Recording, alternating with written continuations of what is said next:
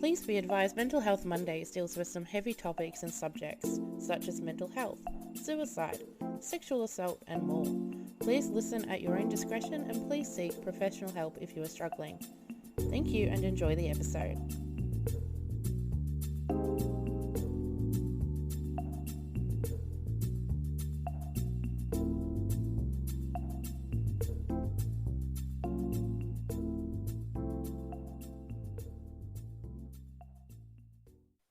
Hello everyone and welcome back to another episode of Mental Health Mondays. I'm your host Ebony and I have a very special guest with me. I'm actually going to hand it over and he can give a bit of an introduction to himself. So go ahead.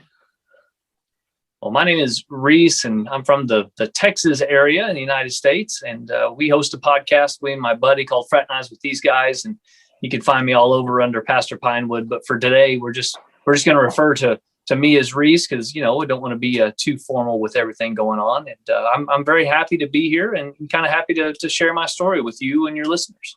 Well, I'm really happy that you've decided to reach out and come on board because everyone's story is definitely important and everyone's story is very different.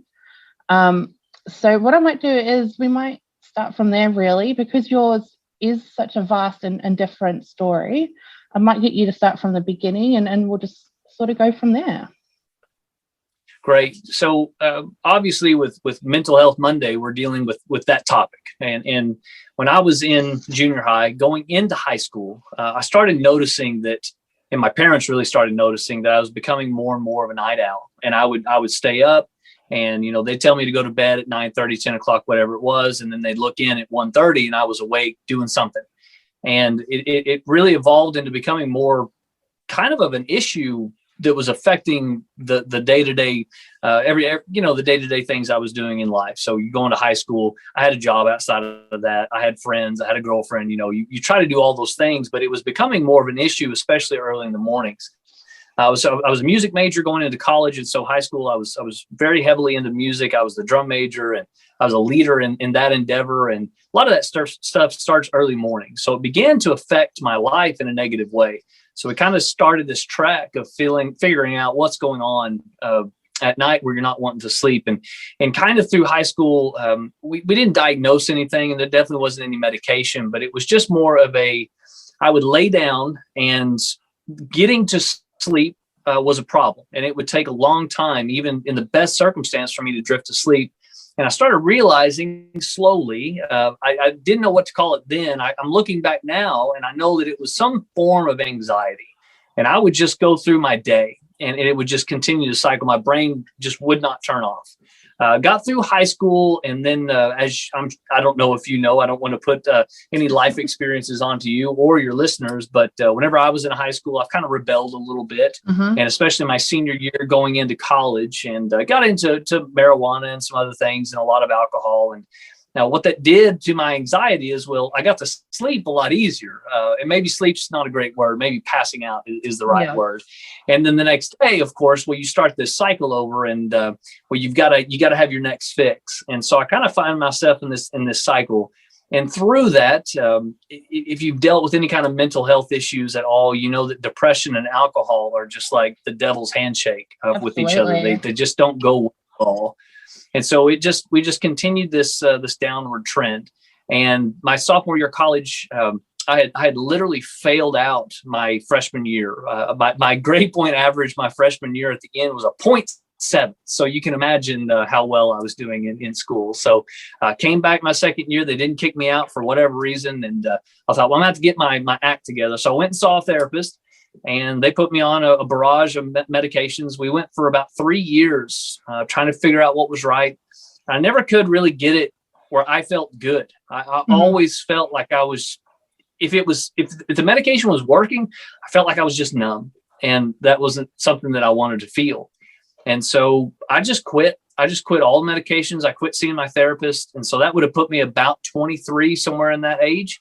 And I just dealt with it for the next 10 years. And so for a decade, it was just these slumps of binge drinking and getting sober, and then binge drinking and getting sober. And it was just kind of this whole barrage. And the depression and the anxiety never went away. It was something I constantly dealt with. And eventually I met my wife, and she was a good influence on me. I got into the ministry. I turned my life around. I gave up the alcohol and the degrees I was drinking, and things were pretty good. But I still had the nighttime anxiety. And then, of course, you add on top of that all the stupid things you did when you were drinking for the past decade. Mm-hmm. And so there was even more anxiety when I laid down. All those things go through your mind. And so you relive all your stupid moments, that sort of thing. And the depression and anxiety never really got any better. I just learned to deal with it. And then when I was 33, I had an injury in my right wrist on the golf course. So I felt it. I knew exactly when it happened. And I thought, well, that's interesting. I tweaked my right wrist, and I let it go for about a year, and it quit bothering me. And then it came back with a vengeance. And my wrists, I was on vacation with my dad. We were in Colorado. It was high altitude. We were like 12,000 feet. And my wrist swelled up, and it was like 4 times the size of my other wrist. It was very concerning. Yeah. It was concerning enough. We cut everything short. We went down the mountain and got some medical attention. Yeah. They didn't know what to do. So went back home. I was living in Albuquerque at the time, and I started this process of seeing doctors for this wrist injury. And I won't bore everybody with the details, but it took 6 years, and I had 8 doctors during this time, and 6 years to get me finally to a rheumatologist. We went all this route. We never did any surgery, but we almost did. And we couldn't figure out what was wrong with it. Couldn't figure out what was wrong. Got to a rheumatologist, and she said, you have psoriatic arthritis, which is an autoimmune issue or autoimmune disease. And I thought, well, that's crazy. I've never had any issues before. That doesn't make any sense. But, what the heck? We might as well try it. I've tried everything else. I've spent thousands of dollars, the better part of a decade, trying to figure this out. So she said, well, the first thing we're going to try is this mild chemo to get this under control. And I thought, you've got to be kidding me. I came in here for a wrist injury, and now you're putting me on chemo, but whatever. So we did that. And my hair started falling out, like almost within a week. I was just pulling it out of my hair or out of my head. And I was like, well, this ain't going to work. So I went back, and I hate to say it, but I went back mad. And it was not a justifiable mad. I was flat angry. And I said, now my hair's falling out. And I went through the whole barrage of what was happening. And she calmed me down. And to her credit, she was very, very nice and very calm, because I may not have been if I had met somebody that was as angry as I was. Yeah. And she said, we're going to try a couple other things. So she put me on this next medication, and lo and behold, it worked. And it worked so well. My wrist healed. Well, it didn't heal. It felt great. And then also for years, I had been plagued with some neck pain that I didn't really even understand that's what it was, but it was just chronic, and I had just learned to live with it. And it was completely gone within like a week. And I was blown away. So I went back to her, and apologized profusely. And I said, I'm so sorry. You were right. This is working. So tell me how to make this happen. Tell me what we're going to do. And she told me about this medication. I won't say the name of it just for whatever reason, but she said, this is what you're on. This is what's working. And she said, it's going to be about $5,800 a month for the medication. I was like, holy cow. Jesus. So she gave me all these. Yes. So I told her flat out, I said, look, my wife's a musician. I'm a pastor. That's a level of poor I don't wish on anybody in the world. And I sure can't afford $5,000 worth of medication a month. And she said, well, we can get some help, and there's some other programs. And I was like, look, even if it's 10%, I can't afford this. So she said, I've got plenty of samples. Let's get through 6 months, and I won't charge you anything. See how you feel. I was like, cool. It's working. I feel great. So in that process, I started trying to figure out ways to alleviate psoriatic arthritis or autoimmune issues without medication. And I'm sure your audience and when you're dealing with anything mental health or autoimmune, there's always issues about diet, things, talk about diet. Yeah. And I came across this doctor. His name is Dr. Shafee, and he is a strict carnivore. He has a strict carnivore diet. He eats red meat, salt, and water, and that's it. That's all he eats. Oh my God. And so, but he's a medical doctor. So I started watching his YouTube stuff, and I hate to be a YouTube doctor, but that's what I was for a little bit.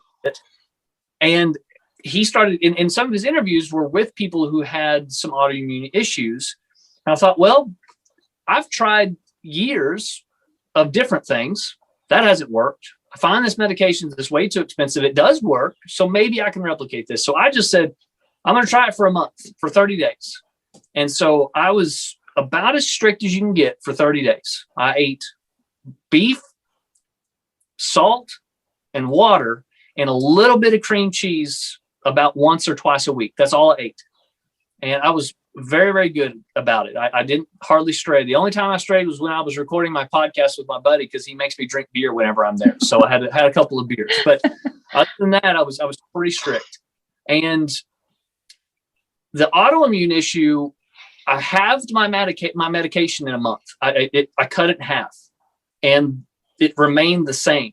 So I cut my medication in half, and I feel as good as I did at full strength. Does that make sense? Yeah, absolutely. And then something really strange happened as I went into my second month. So about day, I would say 45 or 50, going into my second month, coming up on 3 months, I noticed that I was sleeping almost as soon as I went to bed. And that hasn't happened to me since I was 12, maybe 13. I'm 38 now.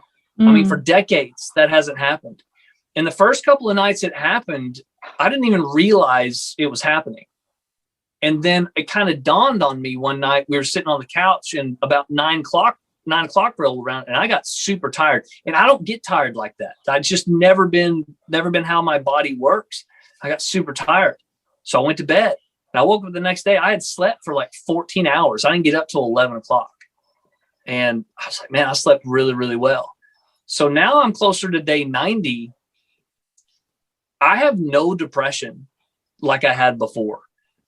And I'm not saying that this is some sort of miracle drug, or maybe some of it's placebo, but I didn't go into this with the depression being an issue. I went into this as an autoimmune fix, and all these other benefits have kind of come along beside of it. And I'm dumbfounded as to it working at all, number one, and also how fast it happened. I mean, we're talking just a few weeks, 6 weeks, and I'm noticing dramatic results that for years, I just thought it was something I was going to have to live with.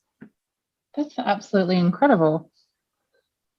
But when you say strict with just meat, like, are we talking just? So not like a burger type meat, like we're talking nope, just meat. So on an average day, I will have, I only eat twice. I'm so satiated by the meat that I don't eat 3 times or more. I eat 2 times. Yeah. I usually work out after my staff takes their lunch. And so I usually go work out. It's about 1 o'clock, and then I'll go home and I'll eat, and I eat 4 eggs. And I eat about a half pound of fatty meat. So like 80-20 hamburger meat. That's what I'll eat. And then at night, I try to eat a steak. Nothing else on. Just a plain ribeye steak. No, that's it. And that's all I've eaten. The only other food I've added at all is eggs. And that is part of the carnivore diet. So it does count. But I haven't added anything else. Every once in a while, I'll add a little bit of cream cheese or some cottage cheese. Never block cheese. I try to stay away from any carbs. Cream cheese and cottage cheese have a little bit of carbs, like 4 grams, 2 grams. But I haven't had any sugar. I haven't had any breads. I haven't had any vegetables in almost 90 days. Did you ease into it, or just automatically cut and just start going? So I've talked to a lot of people who have eased into it, and there's some ways to kind of help along, but I'm not wired that way. If I'm going to do something, I'm going to do it. And so, no, day one, I was like, nope, it's just meat today. And so I started, and I didn't stray from it for a while. Did you feel sick or anything having such a drastic diet change? No. There are some people who say they struggle with some diarrhea and some kind of like maybe your gut has to recalibrate or something to that nutrient. I did not experience that. I had a couple of days where it was a little bit like, maybe don't get too far from the bathroom today, but it was definitely not anything that was it was so problematic that it was an issue. And I never felt poorly. I never felt like and the other thing was I never really craved anything. It was so satiating. When I'd sit down to eat, I'd be full. I'd be comfortably full. Wow. And I didn't want anything else. It was really kind of an interesting feeling. And I don't know how you feel whenever you eat like a bready meal or pasta, and then afterwards you just kind of like, and you gotta take a break. You almost need Pasta's my favorite food, and it's the only thing I don't like about it. It's that after feeling. Yeah. Afterwards you just feel like, gosh, I got to take a little nap, to digest it. That went away, and I'm not exaggerating. The first meal I had, I noticed that was not an issue. The very first meal I had that was all meat, I was like, I feel fantastic. We can go run after this. I felt great. That's absolutely incredible. As I was saying before we started recording as well, I have a friend who's, especially listening to your story now, is going through something really similar.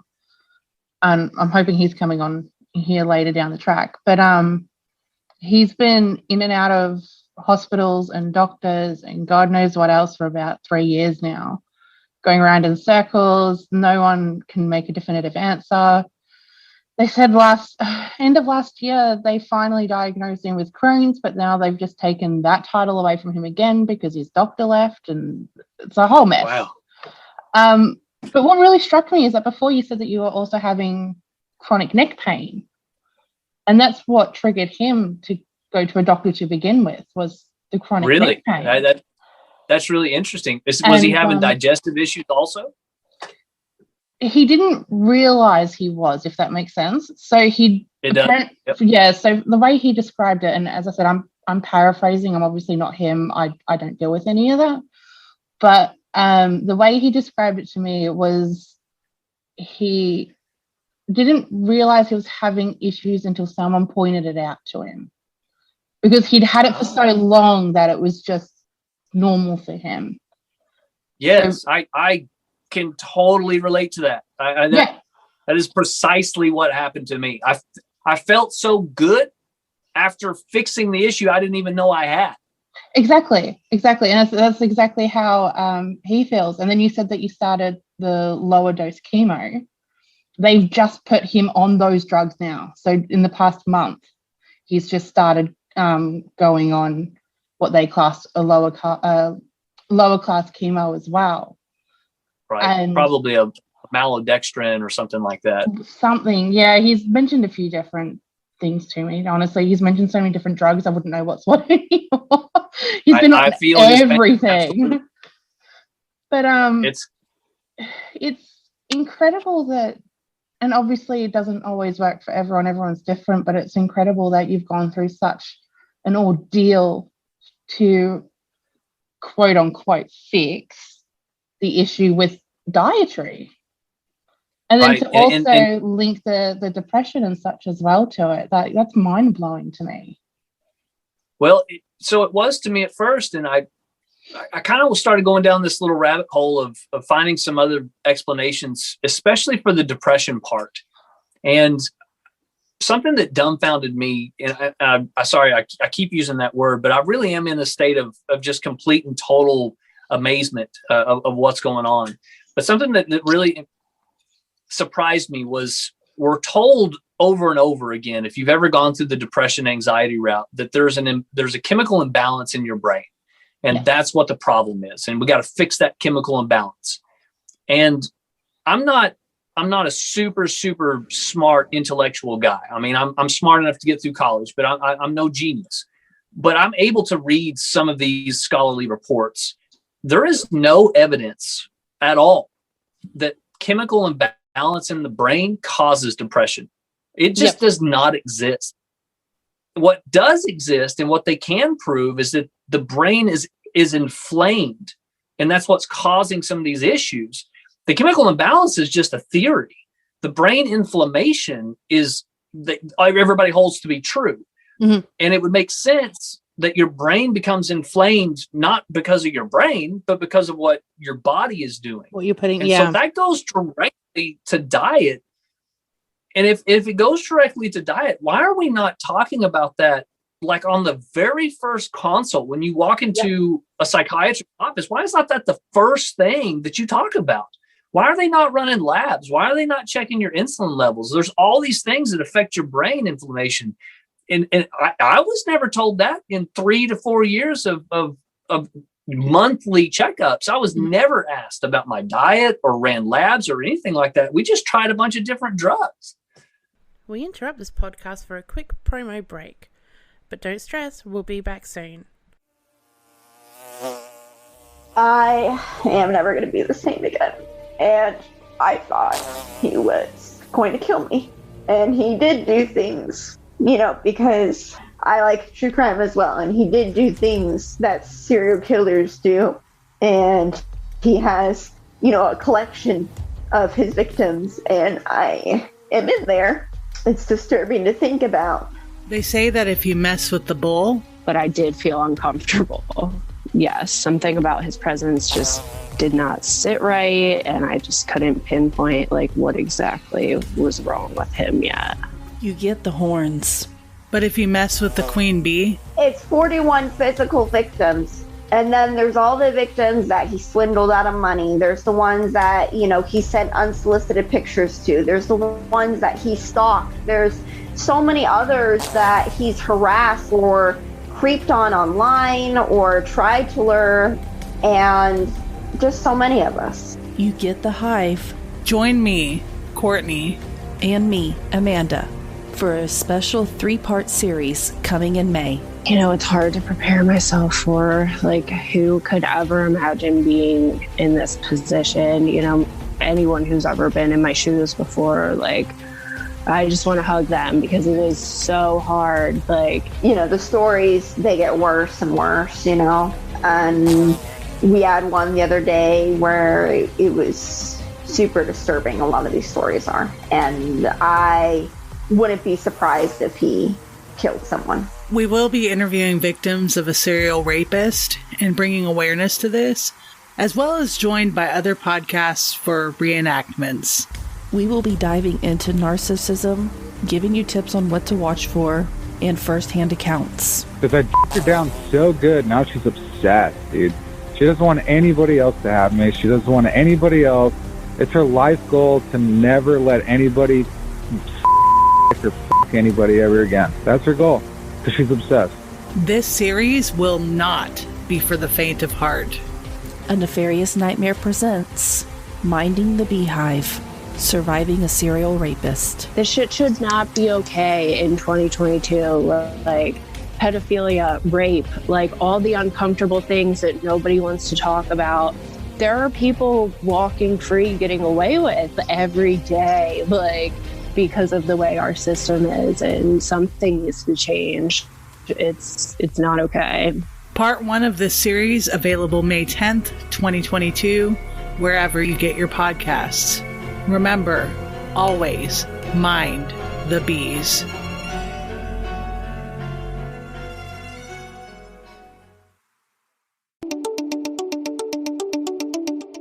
Ninja News Japan is a podcast. It's about news from Japan. Japanese news. There's no ninjas. If you're interested in the news, this is a good podcast. If you're interested in Japan, this is also a good podcast. If you're interested in ninjas, this is not a good podcast. It's a Japanese news podcast. It's a podcast about Japanese news. There's no ninjas.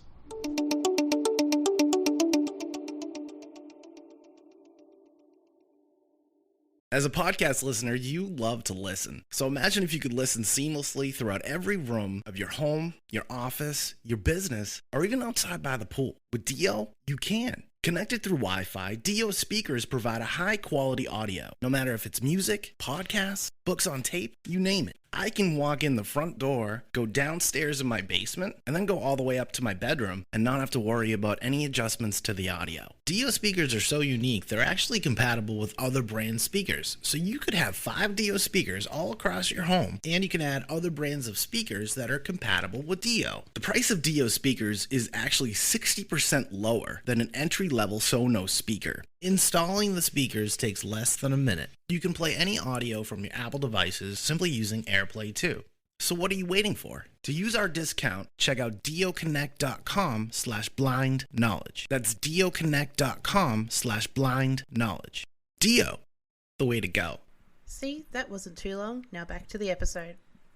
I couldn't agree really more, aggravating. especially with how you were saying earlier about the anxiety in school and going down the rabbit hole of depression from not an earlier age. Right. Because for me, myself, I've mentioned this previously, but I've been dealing with depression and anxiety since I was about 10. And just due to so many different circumstances. And every time I saw a new doctor or a new therapist, it's the same thing. It's the same set of questions. And then it's, should we put you on drugs or not?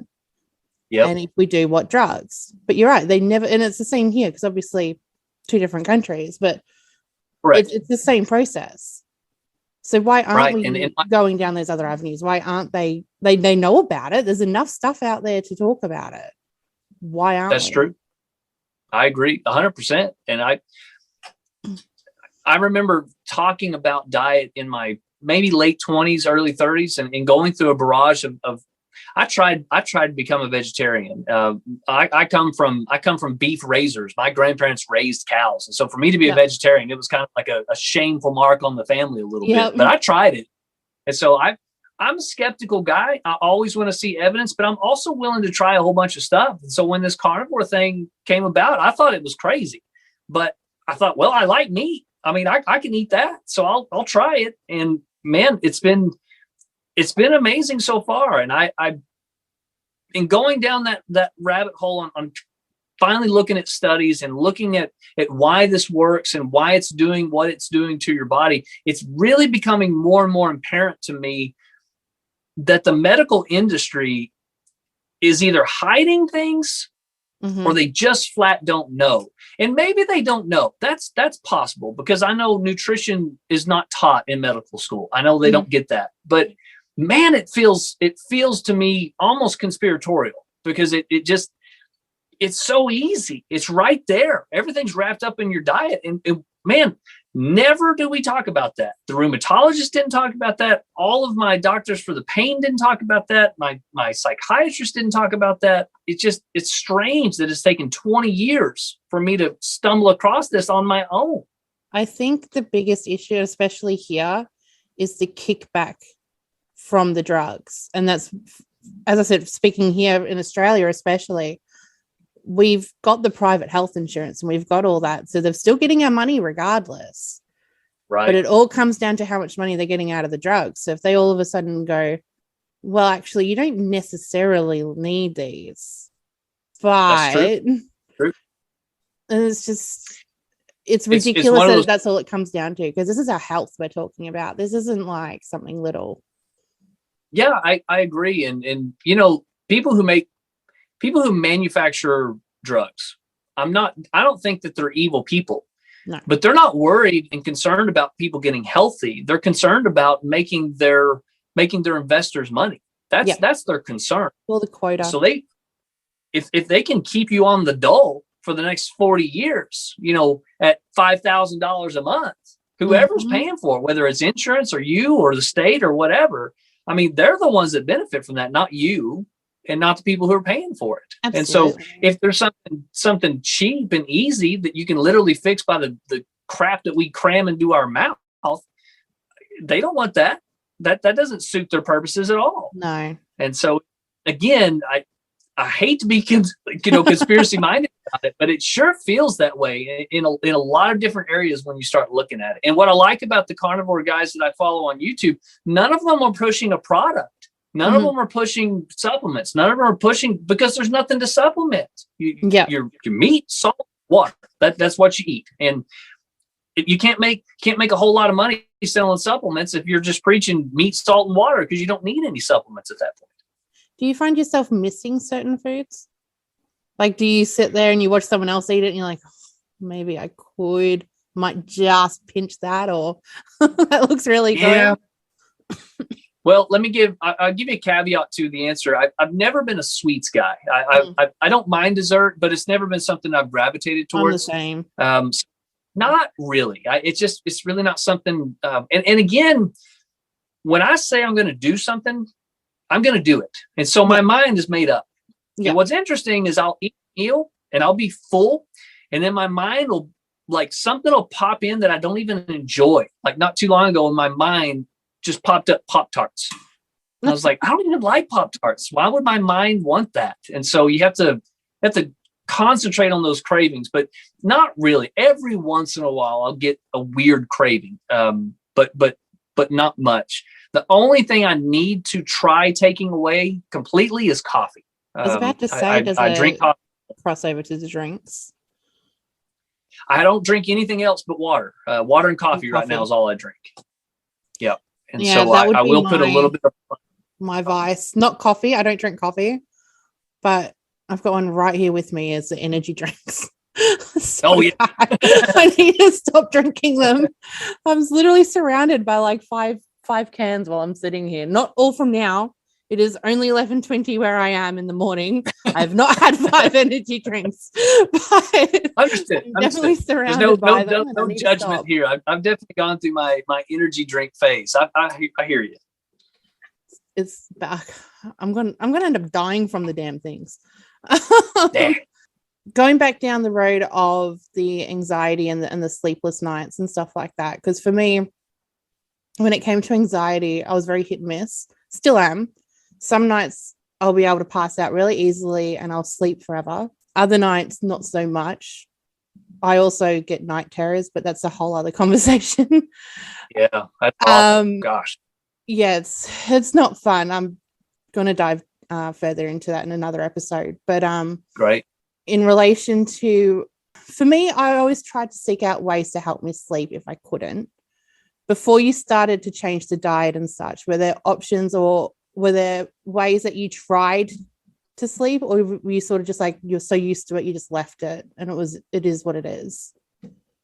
No, I was constantly trying things. I even tried ordering a sleep supplement from Alex Jones because everybody talked about how wonderful it was. And I was like, well, I don't like Alex Jones. Try it. Sleep supplement first. I'll try it. So I did order it. But so I tried pot. I tried edibles, 10 milligrams, and 10 milligrams was too much. It was almost psychedelic for me. So I cut those in half and it was down to 5 milligrams. Those worked. But I never felt the day after, I never felt like it was a good sleep. I always felt a little bit groggy. And so I got off those. I thought, well, I don't want to do that. And I'm in Texas and we can't get them legally. So, if I was going to continue to do it, I was going to be breaking the law. Yeah. Breaking the law. Not legal here at all. I've definitely tried it, but I'm the same. If I did have it, I would wake up groggy and I'd feel gross the next day, and I just couldn't. Right. So I suppose it's probably a good thing it's not legal here. I enjoyed it while being on it, but after that, I'm like, no. Yeah, I don't. I'm a libertarian. I don't care. You do you. It doesn't make me a difference. But it wasn't what I was looking for. I've been a beer drinker since I was in high school. And so beer's I'm used to it. I know what it does to me and I know how many. So I could have 2 to 4 beers and pass out and feel pretty good the next day. Okay. The problem was I'd do that 4 days in a row and I just didn't like it. I didn't feel good and it doesn't look good when you're buying 2 or 3 6-packs a week. If somebody's really, that doesn't look good. And it's not like we were sitting at home getting drunk, but you got faded enough where you could go to sleep. Yep. And so other than that, I'd do everything, turn off the phone about an hour before, don't eat, read a book, turn off the light, and I'd lay there and I would just know that at least 45 minutes to an hour and a half, that's how long I'm going to have to lay here before I fall asleep. And so for years, that's just what I just coped with it. It's funny you say that because, when I first started opening up about not being able to sleep, obviously back then, because I've had it for so long, I didn't really know it was anxiety. But when I first started opening up about it to my friends and that was the first thing they said was, just drink yourself to sleep. You'll be fine. I'm like, well, I'm a bourbon whiskey drinker. Do you know how expensive that would be for me to drink that every damn night? Yeah. And that it creates. I mean, it just, you wake up, you don't feel good. You go, you trudge through your day get home, and the first thing you want to do is take another drink so you feel a little bit better. Exactly. And And then you grew had up 13 drinks by the time you go to bed. exactly. And I grew up with 2 alcoholic parents. So I've seen what alcohol can do to people. And the last thing I wanted to do was to become them. So absolutely.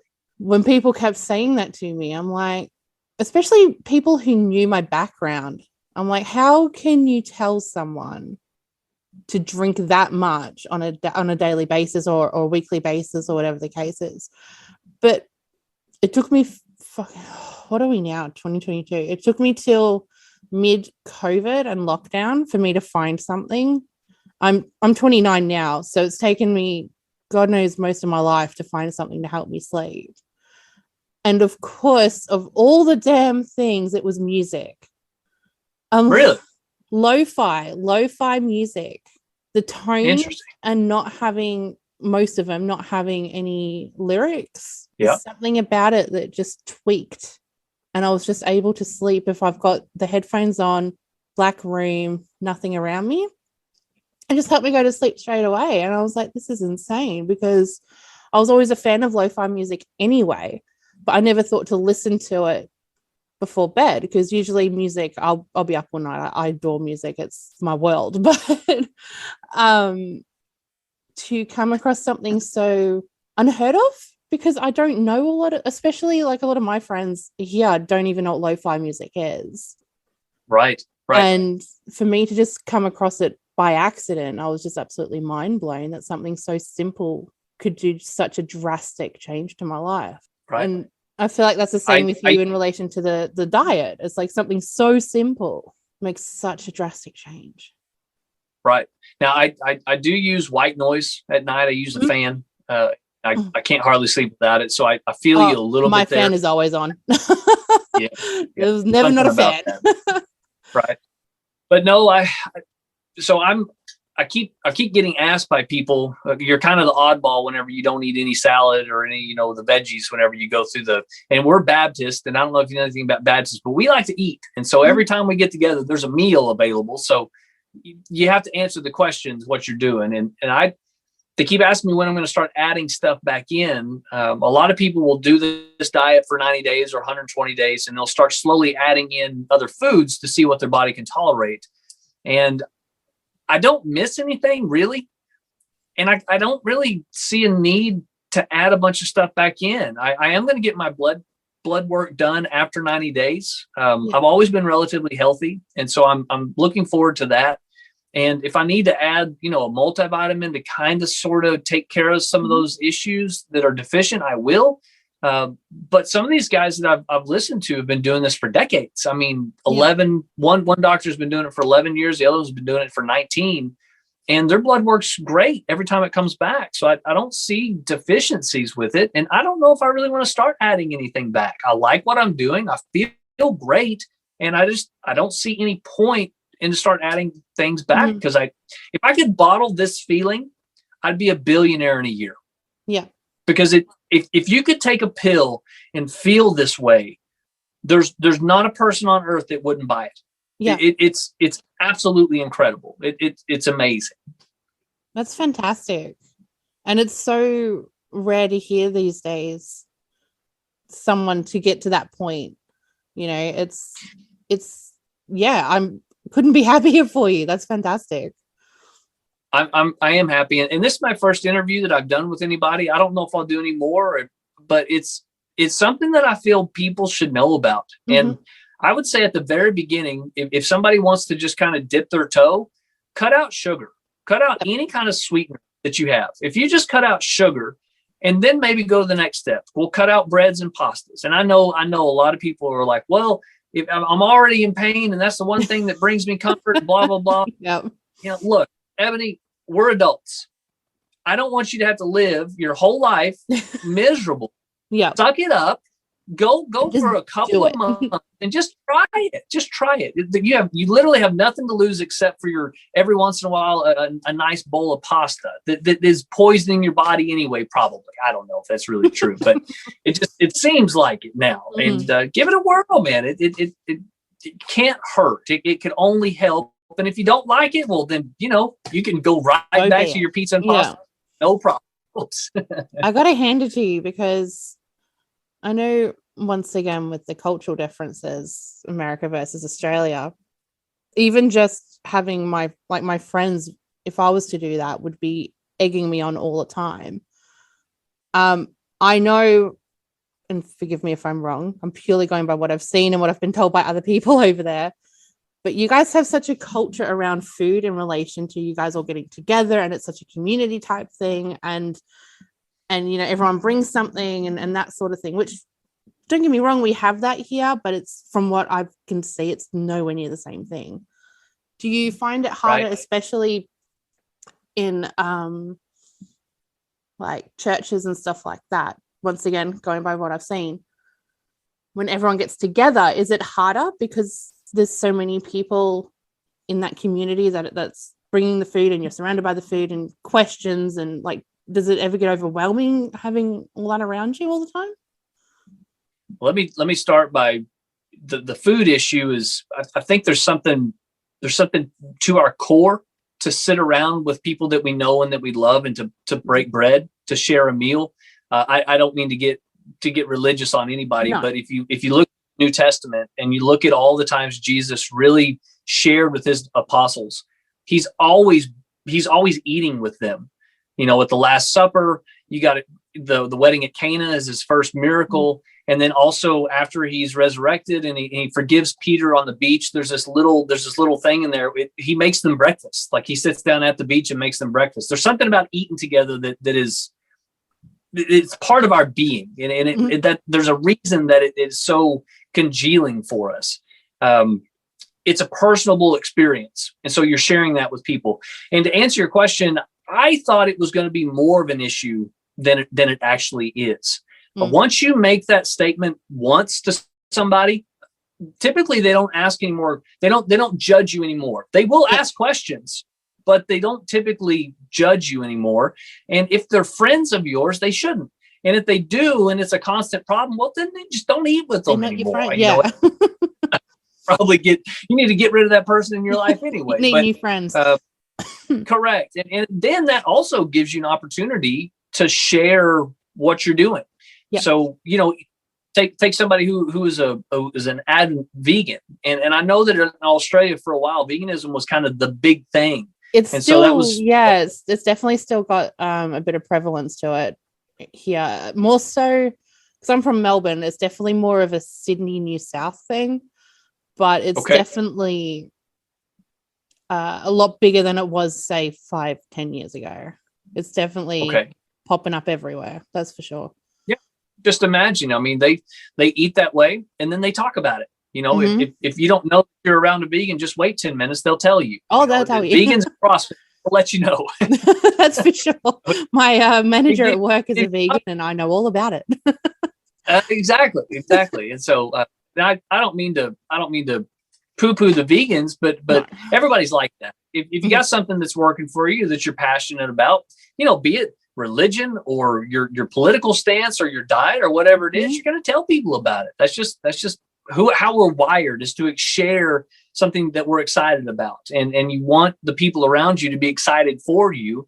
And I'm telling you, if your friends are not excited for you whenever something good happens in your life, you really need to question those relationships, because absolutely, that's usually not good. Absolutely. I mean, in the end, that's why we all podcast, isn't it? Like, we're sharing the experiences. We're talking about whether it be good or bad. It's something we want to talk about regardless. Yeah. And isn't it interesting how our quote unquote, some of our quote unquote friends have no desire to listen, to engage, or to support whenever we do those things. Yeah, interesting is one word for it. That's for sure. Yeah. Know all too well about that one. Yeah. Well, since we're getting closer to that wrap up time, is there anything else you wanted to bring up, go down, any roads you haven't crossed over yet? Let me just deal with two that I dealt with at the beginning and that really kind of leveled themselves off. The first one is cost. A lot of people will say, well, especially now that beef prices, lamb prices have gone crazy. Oh, so beef, if I'm going to eat 2 ribeye steaks a day, it's going to cost me $50 a day. You know, I can't spend that. Okay. So cost wise, understand, one, you can buy ground beef still pretty cheap. and get the cheap cut. Get 73-27 or 80-20. It's pretty cheap. You want all the fat you can get. You want a high fat, high protein meat. So ground beef and butter. And you're cutting out all the other stuff that you buy in the grocery store. And so you cut all that out and you're buying just meat. It's really not anymore. I'm actually saving a little bit of money every month in my grocery bill eating this way. And I'm eating a ribeye steak probably 4 to 5 times a week. So I'm not cutting anything out. I'm eating better than I did, and I am saving a little bit of money. So that's first and foremost. And then the other part is, obviously we don't have time to get into it, but the ethics around eating meat is highly contested. And that was one of the questions I had for you at the very beginning of this was, is this something you want to wade into? Is this something you want to kind of avoid, just not to get anybody, riled up? I come from a farming, ranching background. I see firsthand what it takes to raise an animal and to put an animal down and to consume that animal. The CAFO operations that everybody knows about are horrendous. And I don't think that's something we should be striving for. However, the regenerative way of pasturing meat that is blooming in America, and I believe is also taking hold in Australia. There's a guy named Jeff Lawton that I have followed for years that's doing some regenerative agriculture in Australia. There is such an amazing opportunity there that not only could we feed the world, but if you're concerned about your carbon footprint and global warming and climate change, there is a lot of evidence that suggests that growing grasslands that support ruminant animals is hugely advantageous in that process. And so I'm still working out how this all can kind of cycle together. Yep. But I believe that this kind of a diet for a lot of people could support everyone and could benefit everyone. Not everybody's going to be a carnivore, obviously. Not everybody's going to eat just meat. But I don't think that there's anything ethically wrong because of all these other benefits. And maybe that's something that I'm going to be talking about more in the future, because I'm pretty adamant about that. And I really see some light at the end of the tunnel. No, I've got to agree with the ethics side of things. I definitely agree. My grandfather was a dairy farmer, and an ex-boyfriend of mine was also a cattle farmer. So I've been in and around farms on and off most of my life. And I've seen every stage, whether it be dairy, whether it be, I hate using the word slaughter, but that's what it is, whether it be slaughtering, whether it be whatever it is, I've seen it and I've been around it. And that's part of the reason why I do still eat meat and I'm not vegan. And I think a lot more people need to be a bit more open-minded and sort of do a bit more research before they start getting the pitchforks and torches and start running after people. Right. But and I can definitely see where you're coming from. I get it. Look, I raise chickens. I've raised chickens all my life. I've raised pigs. I hate putting animals down. I do. It's not anything that's enjoyable. I'm one of the biggest animal people you'll ever meet. Yep. Yeah.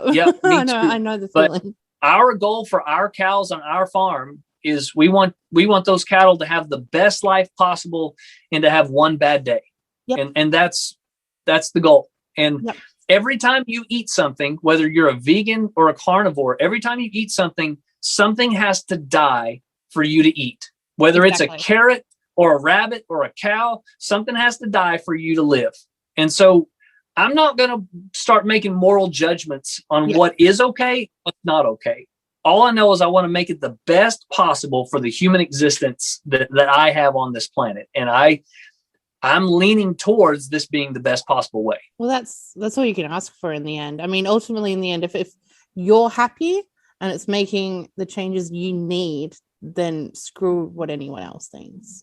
Because in the end, it's you and it's your life. So that's all that matters in the end. Yes. And if we can benefit the world in doing that, even better. Absolutely. I mean, it's going to take a while with some people, but we'll get there one step at a time. Right. Well, with that being said, I might start to wrap up. So thank you so much for being on the episode. I really appreciate it. It's been a really good conversation. Absolutely. I've had a great time. And like I said, this is my first one. And what a great introduction. I could do this all the time. Well, thank you so much. Is there anything you wanted to say or get out there before we click end?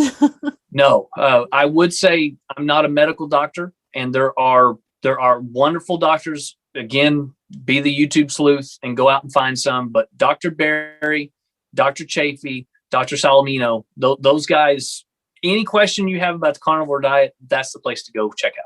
Perfect. Well, with that being said, thank you everyone for listening, and you'll hear from me in a week. If you're welcome to come back anytime you like as well, it's not an issue. So with that being said, we'll say goodnight to everyone. Thank you for listening to Mental Health Mondays. If you or anyone you know has a story to tell, whether that is mental health related or even just an anecdote for my other episode in the week, Sweet and Sour Nuggies, please get in touch with us via email or via our social links. You can find us on both Twitter and Instagram at SSNuggiesPod, that is SSNUGGIEZ pod, or you can email us at nuggiespod@gmail.com. Once again, this has been your host Ebony, and thank you for listening.